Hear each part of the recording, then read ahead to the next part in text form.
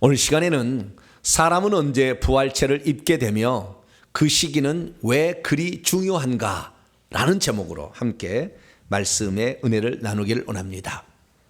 오늘도 거룩한 주일을 맞아 주님 앞에 예배하는 우리 사랑하는 성도들과 또 온라인으로 예배드리는 모든 성도들을 사랑하고 축복합니다.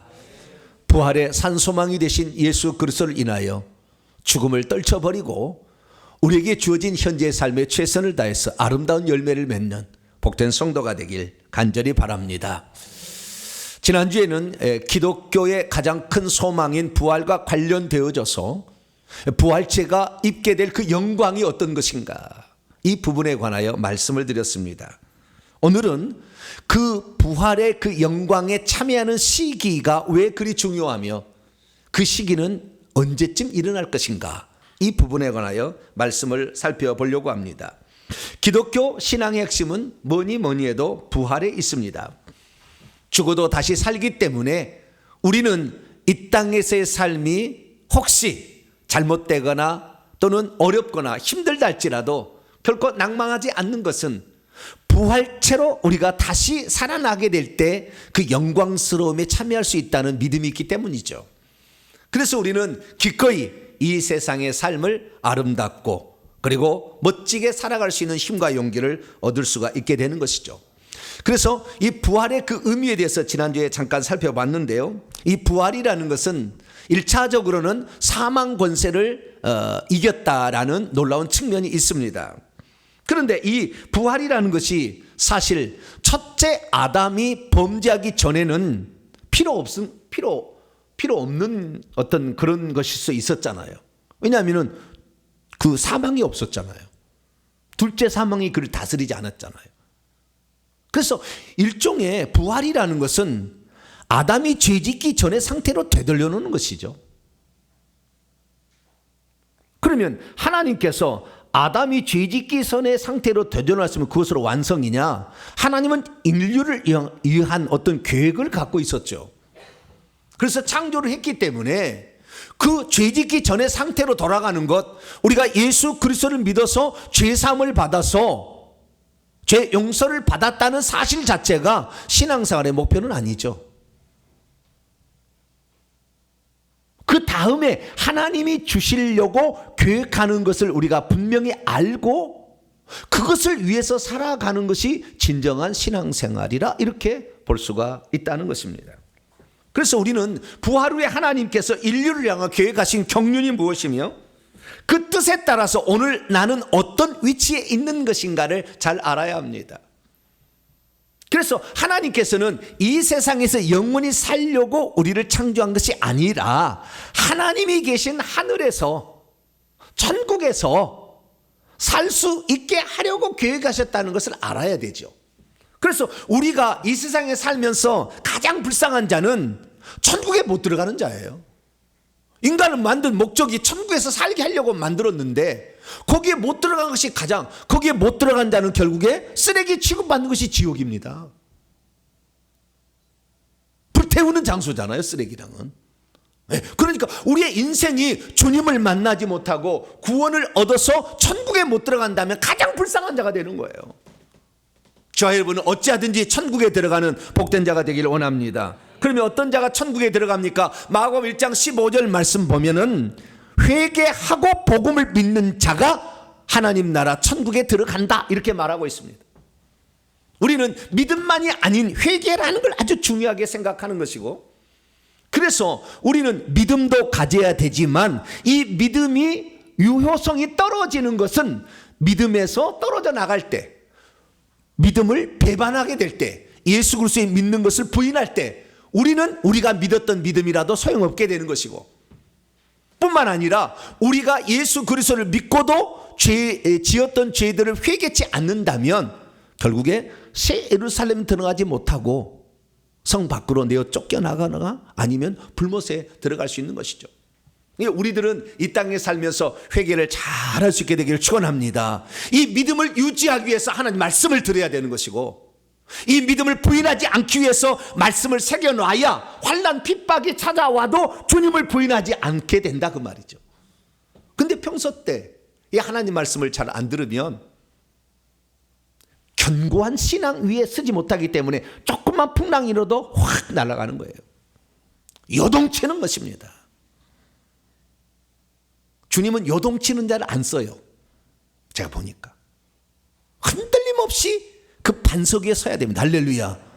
그래서 이 주님이 우리의 완전한 소망이 되심을 알고 우리가 그 주님에 대한 신앙을 견고히 붙들고 어떠한 환난과 핍박, 너 주일날 왜 교회 가느냐, 놀러 좀 가자. 나하고 너하고 같이 사는데 너는 맨날 일요일날 교회 가기 때문에 내가 놀러는 못 가잖아. 가정의 평화를 위해서 한번 놀러 가자. 따라가실래요?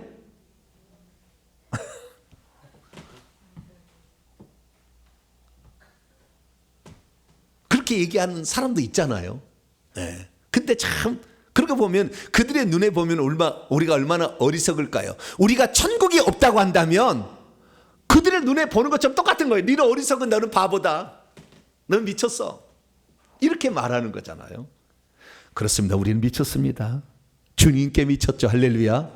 주님께 미치면 온전한 자가 되는 것이고요, 주님께 안 미치는 사람은 진짜 미쳐서 마귀에 속한 자가 되는 거예요. 결국에 우리는 주님께 미칠수록 성령이 우리를 온전케 하심을 믿으시기 바랍니다. 그래서 우리는 어찌하든 간에 천국에 들어가기 위하여 믿음을 지켜내고 회개할 수 있기를 바랍니다. 그러면 그렇게 해서 우리가 천국에 들어간 자가 되었으면 그러면 우리는 신앙생활 끝났느냐? 아니죠. 우리가 지난 시간에 얘기했지만 부활체가 주어지는 것은 우리가 이 땅에 살았던 삶에 대한 보상으로 주어진다.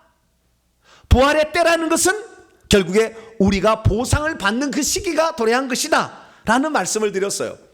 그렇기 때문에 우리가 천국에서 받을 그 보상, 천국에서 받을 그 상을 우리가 예수 그리스도를 믿고 죽기 전까지 준비하는 겁니다. 할렐루야. 신비한 것은 뭐냐? 천국에 한 번 딱 들어가서 얻은 그 지위와 신분과 그 다음에 우리가 누릴 복은 천국에 가서 다시 준비할 수는 없다는 거예요.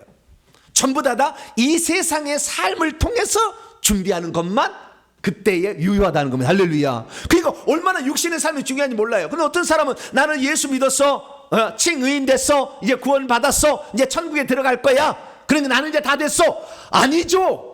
천국에서 들을 영원한 그 지위와 신분은 이제부터 준비해야 가는 건데 무슨 소리예요 지금? 무슨 소리?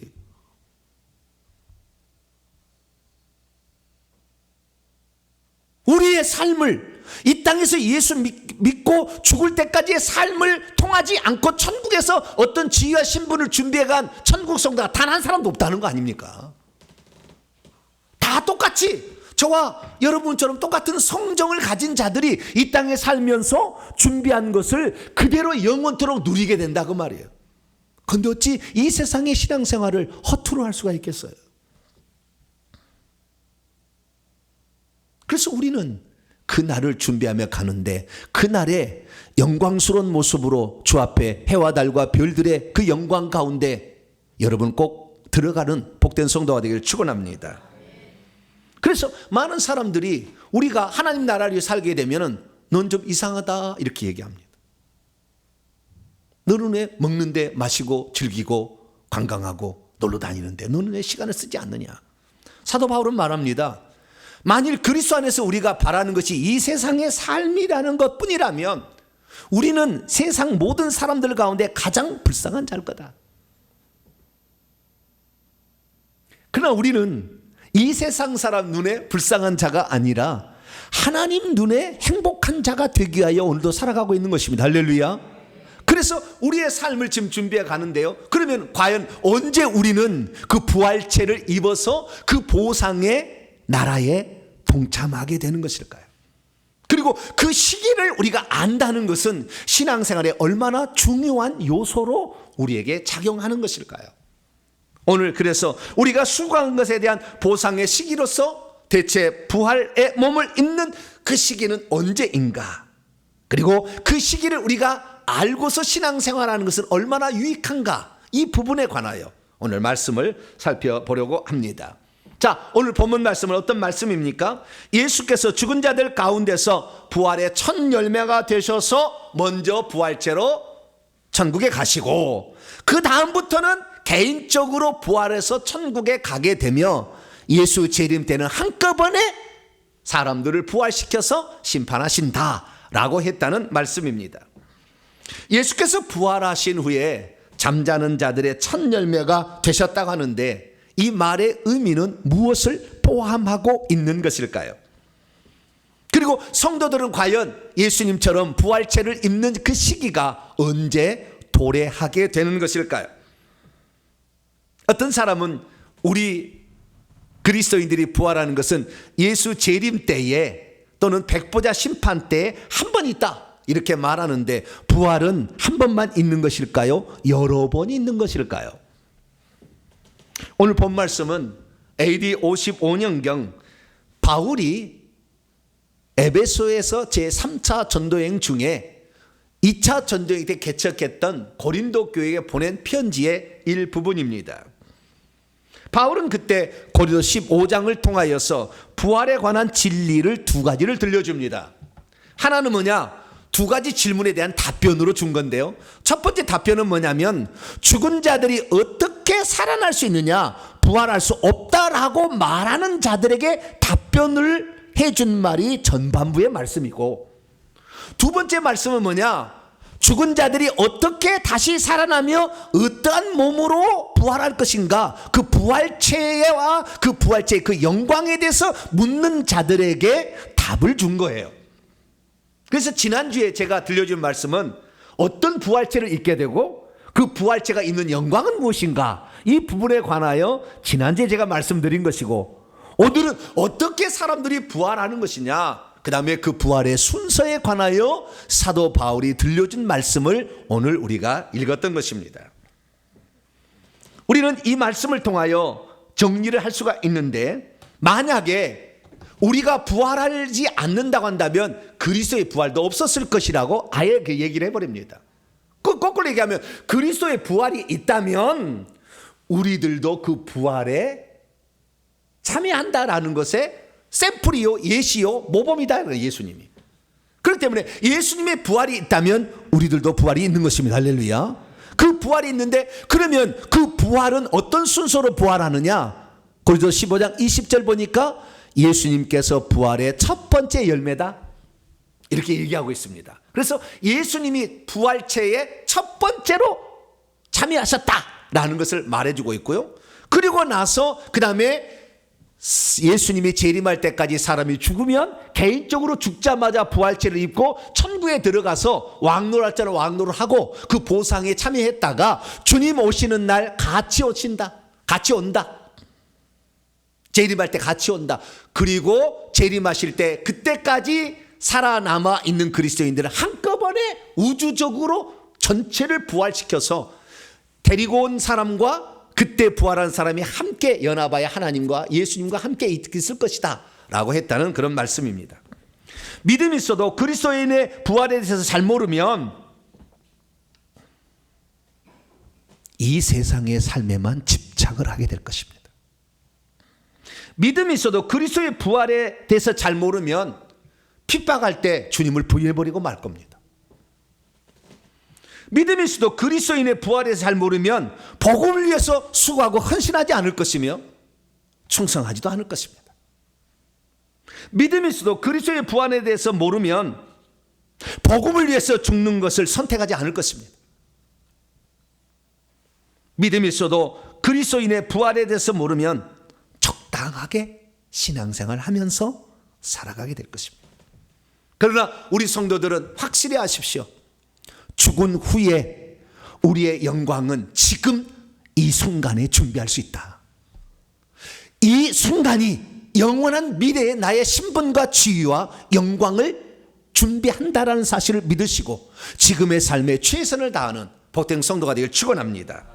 자, 그렇다고 한다면 우리는 언제 부활하게 되는 것일까요? 사도 바울은 고린도 15장 전반부에 예수께서 부활의 첫 열매가 되셨다 말씀하시므로 부활의 그 시기에 관하여, 그리스도인들의 부활의 시기에 관하여 정확한 말씀을 들려주셨습니다.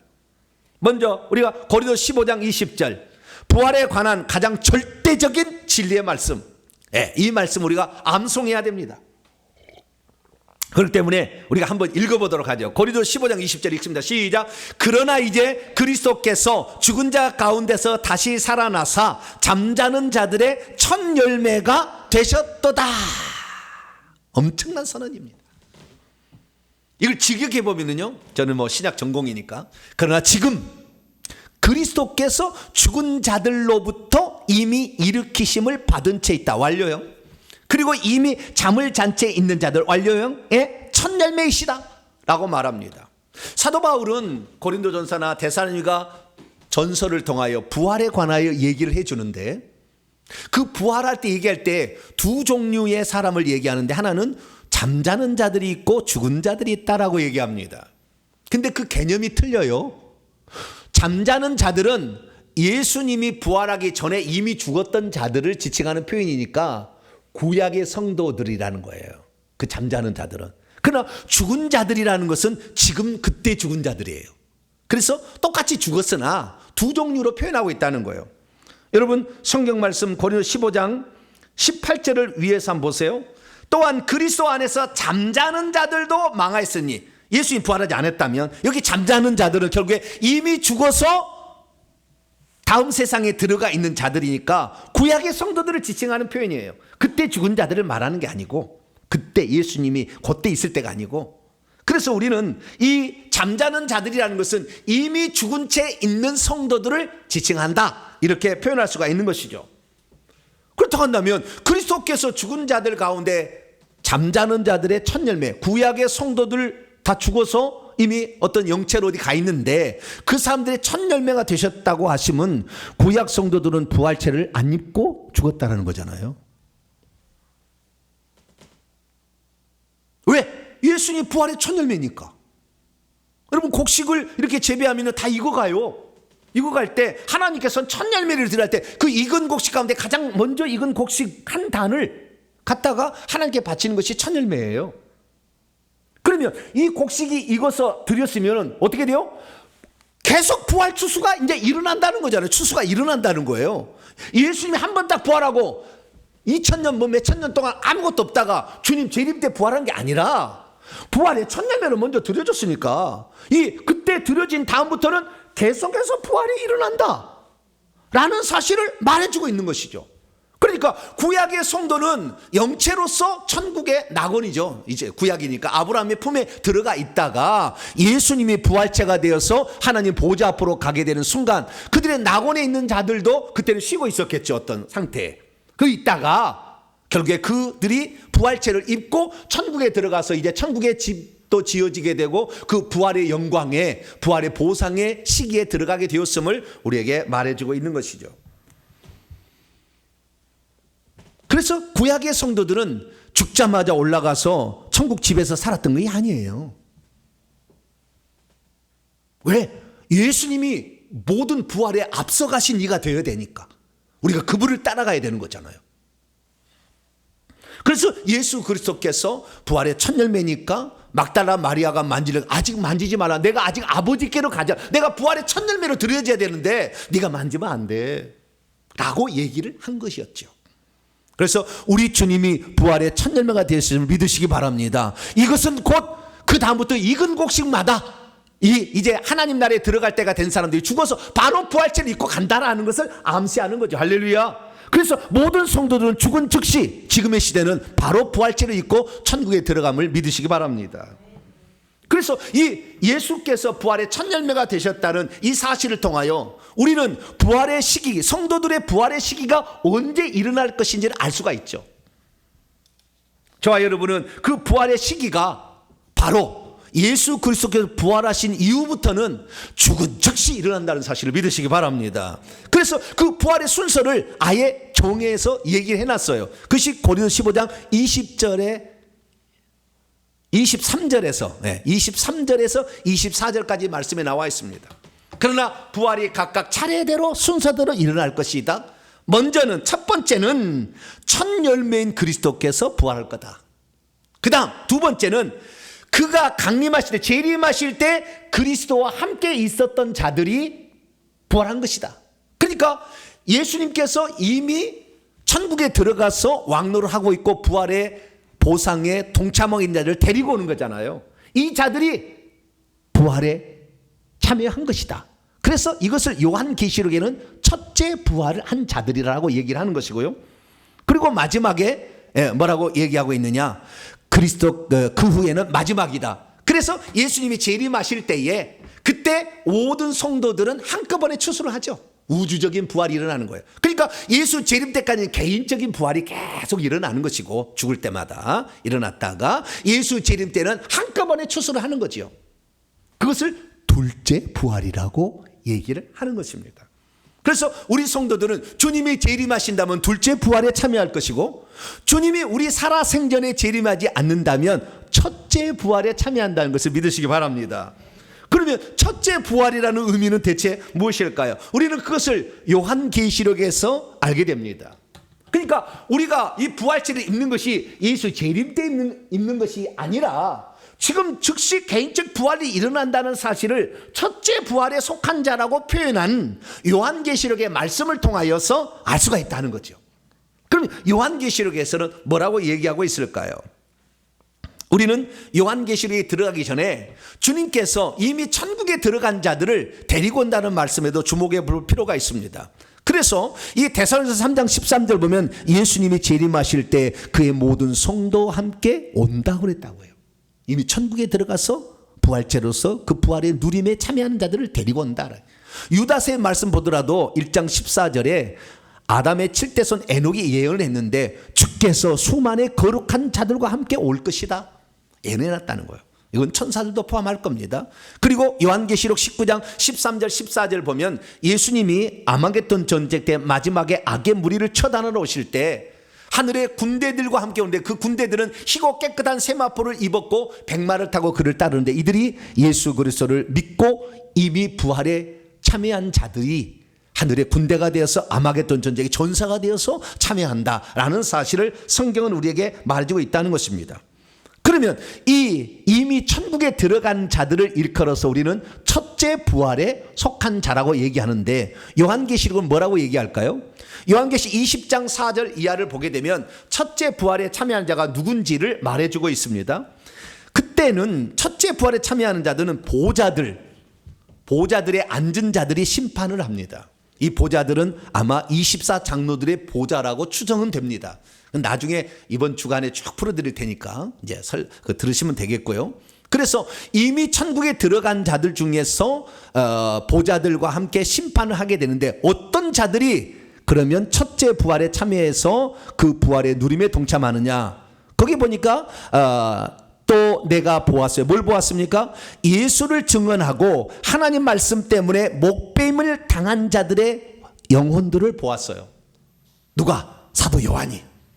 그런데 그들이 누구냐? 설명을 해줘요. 그들은 짐승과 그의 우상에게 경배하지 아니한 자들이다. 그리고 그들은 그들의 이마와 손에 그의 표를, 짐승의 표를, 사탄 마귀의 표를, 666 표를 받지 아니하는 자들이었다. 이들이 살아났고 그리스도와 더불어서 1000년 동안 왕노릇 하였는데, 이 사람들을 첫째 부활에 속한 자라고 얘기를 하는 거죠. 그러니까 천년왕국은 예수 그리스도를 믿고 이 부활에 동참하는 자들을 지칭하는 표현인 것입니다. 계속해서 6절 말씀 보면 이 첫째 부활의 분깃에 참여하는 자들이 복이 있고 거룩한데, 왜냐하면 이들은 둘째 사망이 그들을 다스릴 권세가 없기 때문에 그렇습니다. 그래서 하나님과 그리스도의 제사장이 되어서 1000년 동안 그리스도와 더불어 왕노하다가 주님과 함께 재림하는 거예요.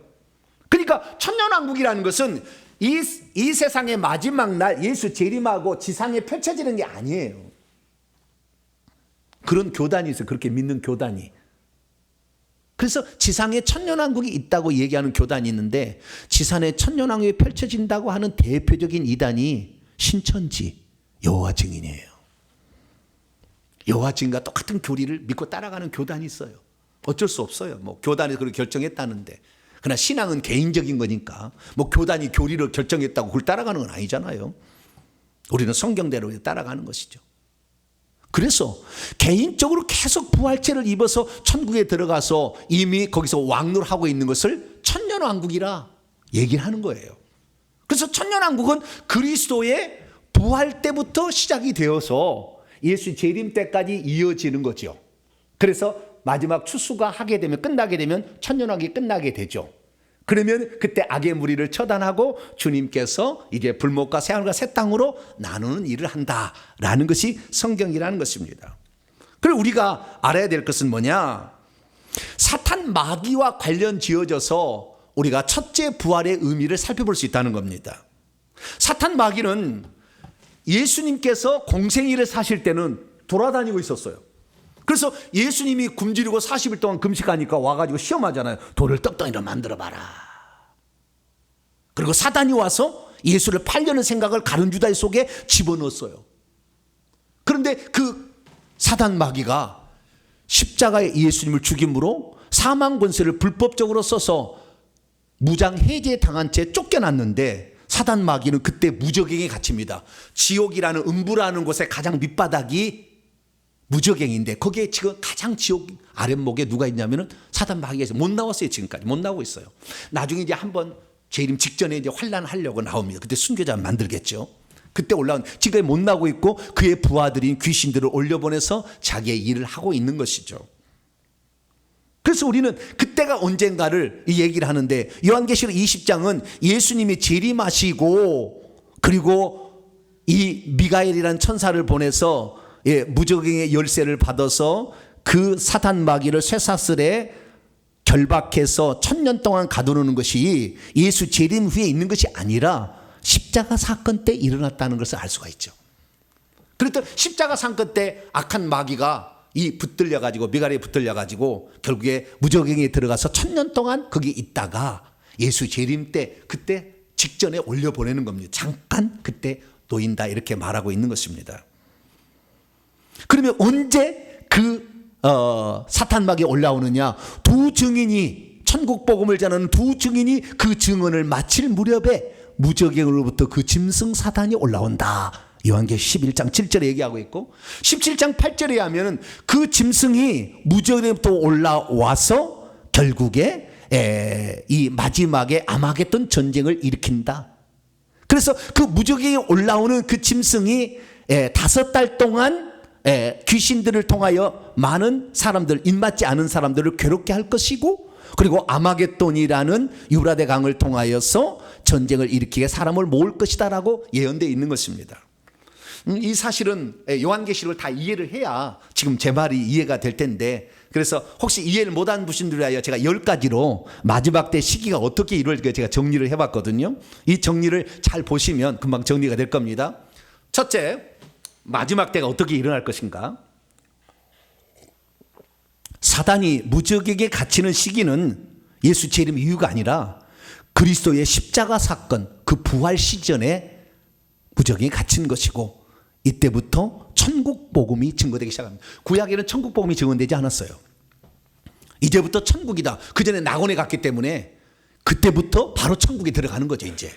그래서 침노하는 자는 천국을 빼앗고 세례 요한까지는 아니었다. 세례 요한부터 천국에 들어간다. 이렇게 얘기를 한 거죠. 두 번째, 이때부터 천국에 가서 성도들이 1000년 동안 왕노를 하는 거니까 천년 왕국이 시작되어 성도들은 죽으면 개인적으로 부활체를 입고 천국에 들어가서 왕노를 하기 시작합니다. 이것을 첫째 부활이라고 하죠. 그게 첫째 부활은 여러 차례 일어나는 거예요. 개인적인 부활이니까 여러 차례 일어나는 것이죠. 세 번째, 요한계시록에 가면 7째 인이 예수님의 부활 이후부터 떼어지기 시작하는데, 7번째 인이 7나팔로 구성되어 있고, 이 7나팔 가운데 5, 6, 7번째 나팔이 인간을 해하는 화예요. 근데 그 5째 나팔이 울려 퍼질 때 무저갱에 갇혀있던 사탄이 올라와서 복음을, 천국 복음을 증언했던 두 증인을 죽이고 순교를 시키고, 그리고 5달 동안 입맞지 않은 자를 괴롭게 합니다.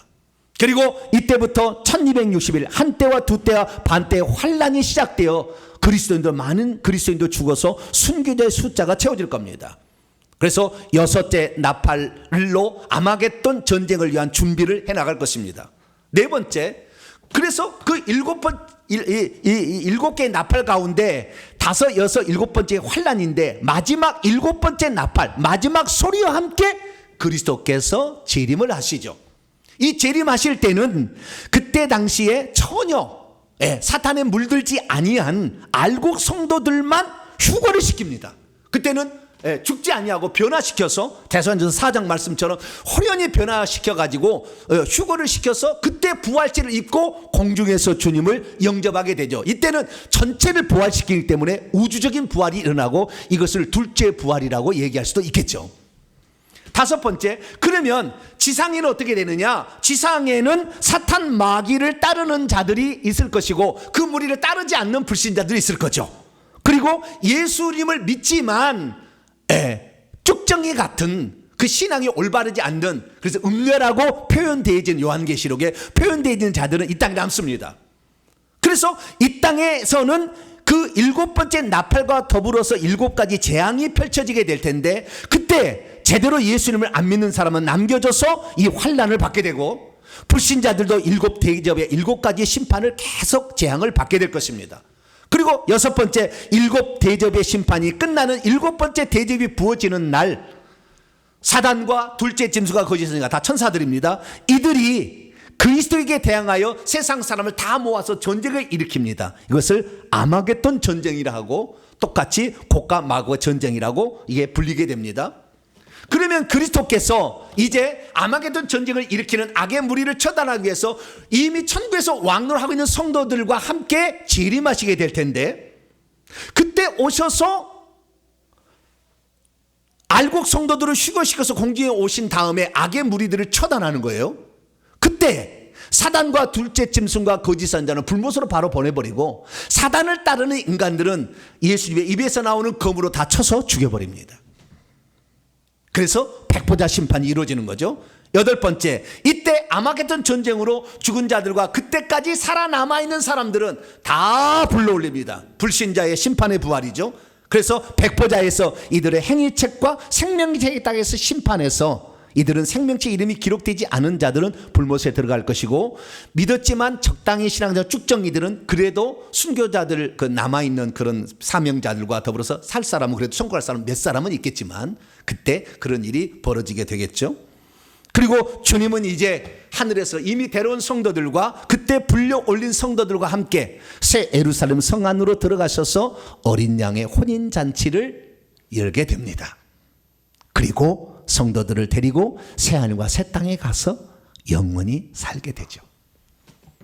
이것이 이 마지막 때 일어날 일들을 정리를 해본 것입니다. 저와 여러분들은 반드시 오늘 죽으면 첫째 부활에 동참하는 그 생명의 부활에 들어가는 복된 성도가 되길 축원합니다. 우리는 이 부활에 동참을 해야 되는 것이죠. 어떤 사람 말합니다. 예수 그리스도를 믿었던 자들도 다시 백보자에 가서 심판을 받는다고. 그러지 않아요. 이미 천국에 들어간 성도들을 불러다가 심판이 잘못되었다. 너가 원래 4층짜리 집에 사는 게 아니라 2층짜리 집에 사야 되는데 내가 계산을 잘못한 것 같아. 다시 심판을 해야 되겠다. 이럴 일 없다라는 거예요. 이미 천국의 누림의 상태에 있는 사람은 그 누림을 계속 가져가는 겁니다. 할렐루야. 그러는 것이지 다시 백보자에 그들을 또 불러내는 건 아니에요. 그때는 불신자들과 쭉정이들을 심판하는 것이지 참된 성도들을 심판하는 게 아니라는 거예요.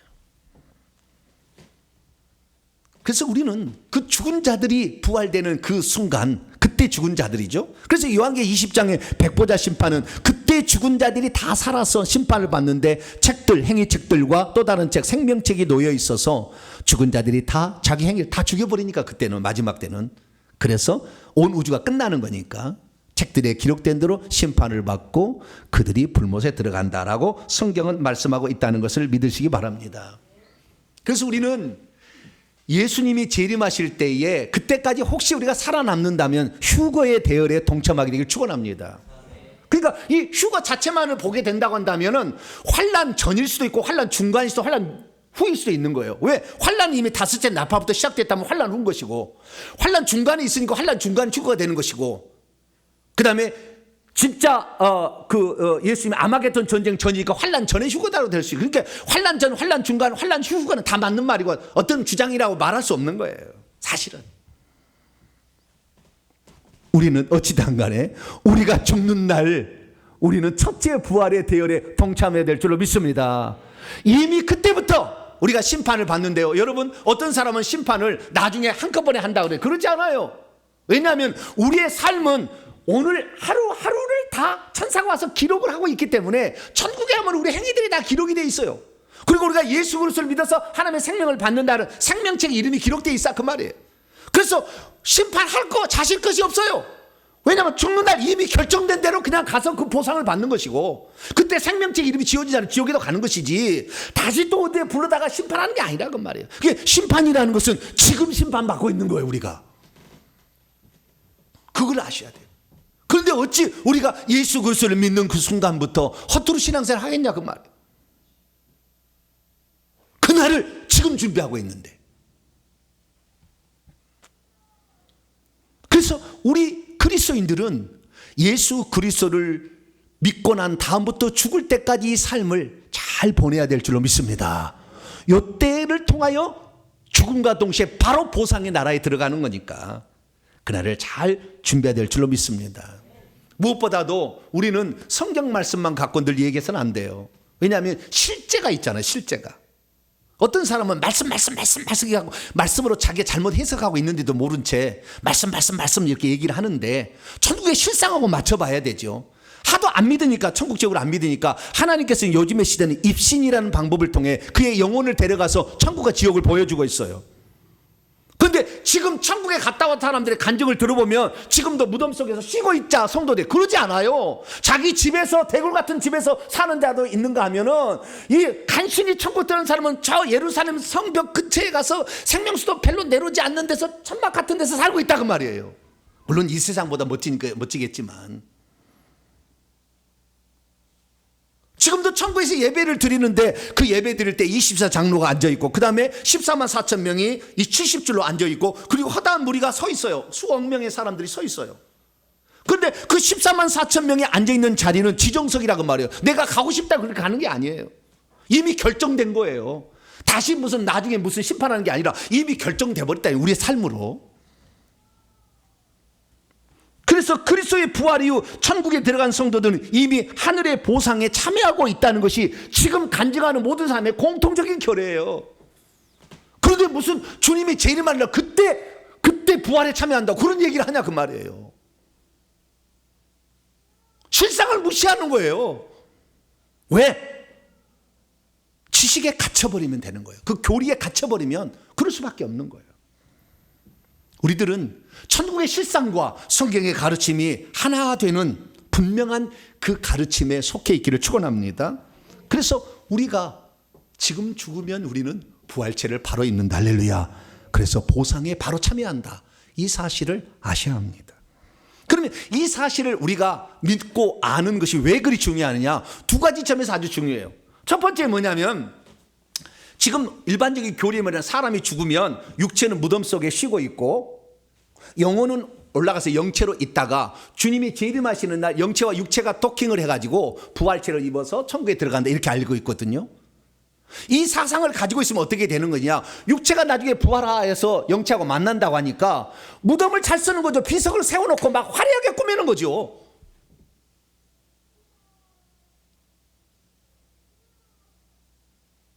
심지어 그 영혼이 떠난 그 육체는 흐리기 때문에 흙덩이에 불과하는데도 그 시체를 갖다가 거기다가 꽃을 바치고 절을 하고 난리 법석을 펀다 그 말이에요.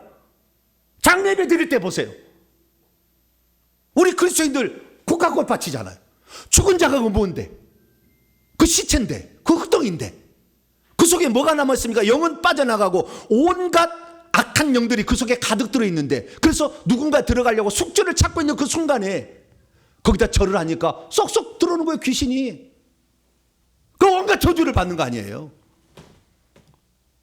그런데도 추대비 장례비 열심히 드리고 시체 놓고 예배하고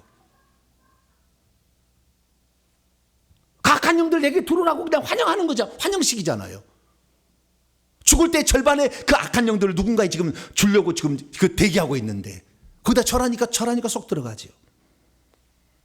저 여러분은 그래서 지금 죽으면 바로 우리는 부활체의 영광에 들어가고 육체는 흙으로 돌아간다는 사실을 믿음으로 말미암아 죽은 시체 놓고 우상 숭배하지 않게 되기를 축원합니다. 이 지금 죽으면 부활체를 입고 누림의 상태에 들어간다는 것을 믿게 되면 이 죽은 자 시체를 놓고 예배하거나 이런 우상 숭배하지 않는다는 거예요. 이게 첫 번째 특징이에요. 이게 중요한 거예요. 그래서 두 번째는 뭐냐? 그 사실을 알려주기 위해서 성경 한 거 봅니다. 부자 거지 나사로가 죽어서 천사들에게 받들려 가잖아요. 우리가 죽으면은요, 지금 천사가 바로 와서 내 어깨를 탁 잡습니다. 그리고 슝 날아갑니다. 그러니까 탁 죽으면은요, 흰옷을 딱 갈아입은과 동시에 내가 천국에서 발자들 이미 행위 기록돼 있으니까 바로 변화되는 거예요. 팍 올라가는 거예요. 그 중에서 더 하나님 나라를 수고한 자들은 황금 마차가 대기하고 있어요. 딱 태워서 갑니다. 천사가 태워서 쫙 올라갑니다. 여러분들 기왕이면 황금 마차가 준비되는, 할렐루야. 좀 적더라도 주여 나는 황금 마차. 보석이 좀 덜 달리는 황금 마차랄지라도 주여 나는 황금 마차 이렇게 생각해야 돼요. 그게 딱 올라가는 거예요. 그리고 우리가 이 지금 죽으면 부활체를 입는다는 이 생각, 이 시기를 알아야 될 두 번째 이유는 뭐냐?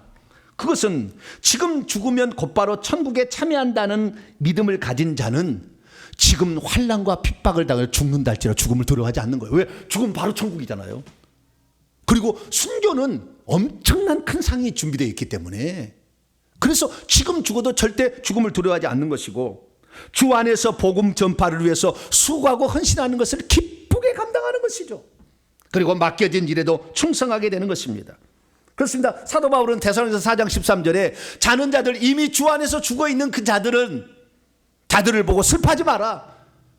그들은 천국에서 지금 누리고 있는데 그들 때문에 아이고 죽었다고 슬퍼하지 마라. 그렇게 얘기하고 있는 것이죠. 왜 그렇습니까? 죽은 자들이 살아나서 천국의 보상에 참여하기 때문에 그런 것을 믿는 사람들은 결코 죽음이나 위협에 대해서 무릎 꿇지 않는다. 저와 여러분이 순교 현장에서 기꺼이 죽어가는 것은 죽은 즉시 천국의 보상에 들어가는 걸 믿게 되니까, 할렐루야, 죽음 두려워하지 않는 것이죠. 그리고 우리가 주 안에서 이렇게 열심히 수고하고 사는 모든 수고가 주 안에서 헛되지 않는다는 것을 바로 우리가 알기 때문에 우리는 주 안에서 수고하고 애쓰는 것들을 기쁨으로 감당할 줄 믿으시기 바랍니다. 그리고 마지막으로 우리가 맡겨진 일에 충성하는 것은 충성된 자를 위한 하늘의 복이 따로 준비되어 있다는 걸 알기 때문에 내게 특별히 어떤 일을 맡겨주게 되면 기쁨으로 그 일을 감당할 수 있게 되는 것이죠. 할렐루야. 수많은 사람들은 우리 그리스도인들을 이해하지 못한다고 합니다. 너희들은 그렇게 좋은 날에 왜 일요일 날 한 번도 안 빠지고 예배를 드리러 가느냐? 응? 돈이 있으면 그걸로 여행 다녀야지 왜 11조 내고 왜 하나님께 이렇게 바치느냐? 이상하게 생각합니다. 그러나 그들은 이 세상에만 사는 것을 행복이라고 생각하는 거잖아요. 그러나 우리는 이 세상이 아니라 이 다음 세상이 진짜, 할렐루야. 그 부활체의 영광은 영원 무궁토록 지속될 나의 영원한 미래이기 때문에 오늘도 우리는 기쁨으로 주님의 일을 위해서, 주의 나라를 위해서, 교회를 위해서 음식 장만하고 다 준비해도 기쁘게 주요. 음식 하나 준비할 때 천국의 화단에 튤립 하나 딱 생기고, 예배 한번 드릴 때 우리 천국 집에 보석이 하나 딱 바뀌게 돼.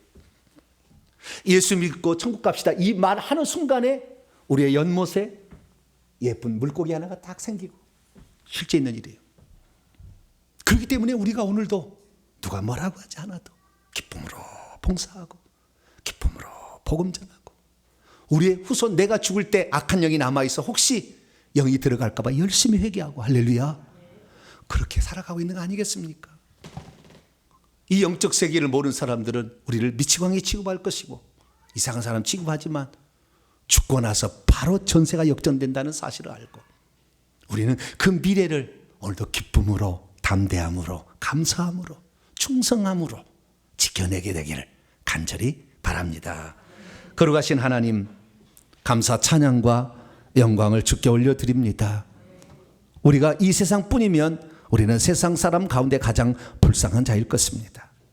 그러나 우리는 이 세상이 진짜가 아니라 이 세상은 잠시 지나가는 세상이요, 그러나 이 세상에 있을 때 천국을 준비할 수 있다는 것 때문에 우리는 오늘도 이 소중한 나라를 만들어가고 있습니다. 주여, 우리의 충성과 섬김과 봉사가 헛되지 않은 줄을 저희들은 압니다.